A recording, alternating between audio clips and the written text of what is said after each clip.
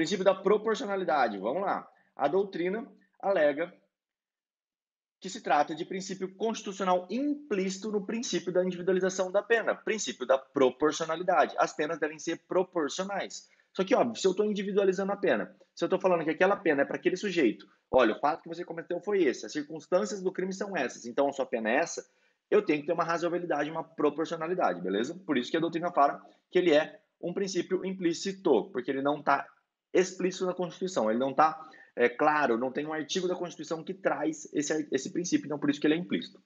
A pena ela deve ser proporcional à gravidade da infração, meio proporcional ao fim perseguido com a aplicação da pena. A pena deve ser proporcional à prevenção e à retribuição. Isso lembra que toda aula eu vou te encher o saco.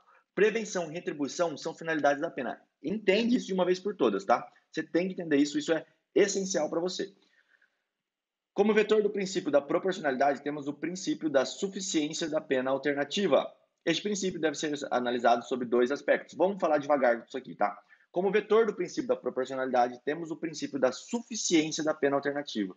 Se eu consigo substituir uma pena por uma pena alternativa e ela é suficiente para a repressão daquele delito, para a prevenção e para a retribuição, então ele está proporcional. Essa é a ideia. E ele tem que ser analisado sobre dois vetores, dois aspectos, que são eles: proibição de excesso, a hipertrofia da punição e a proibição de proteção insuficiente do Estado. Hipertrofia da punição. Eu deixo a punição tão grave, mas tão grave, que ela perde sentido. Ela não está mais retribuindo nem nada, ela está sendo uma vingança estatal. E o exemplo contrário é uma proibição de proteção insuficiente do Estado, que poderia gerar uma impunibilidade.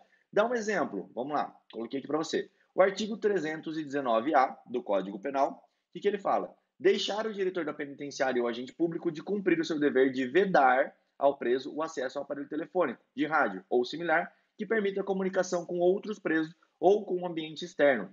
Isso daqui é a parte especial do código, tá? O crime do diretor da penitenciária e ou agente público deixar, né, não cumprir o seu poder de vedar o acesso do preso ao telefone.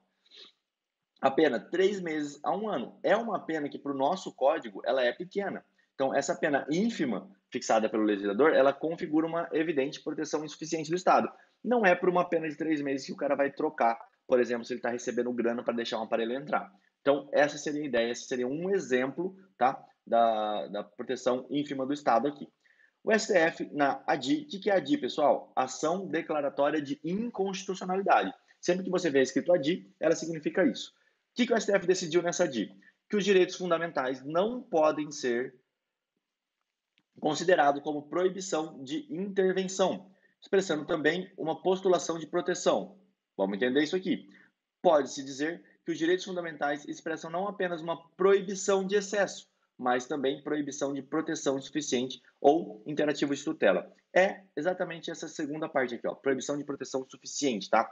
Os direitos fundamentais, eles não podem ser considerados como proibição de intervenção. Eu não posso falar assim, eu tenho direito à liberdade, então eu não posso ser preso, porque eu tenho direito à liberdade. Esse é um direito fundamental meu.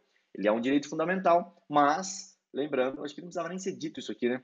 Mas ele não pode servir como proibição de intervenção, tá? Expressando também um postulado de proteção. O Estado quer te proteger quando faz isso. E aí, decorre disso essa proteção ínfima do Estado que não pode haver. Deu para entender? Eu acho que não é complicado entender isso. Se a gente vai devagarzinho, pontuando, dá para entender legal o que eu quero dizer em cada um desses aspectos. Vamos deixar tudo aberto aqui. Beleza. Princípio da proporcionalidade também fechado.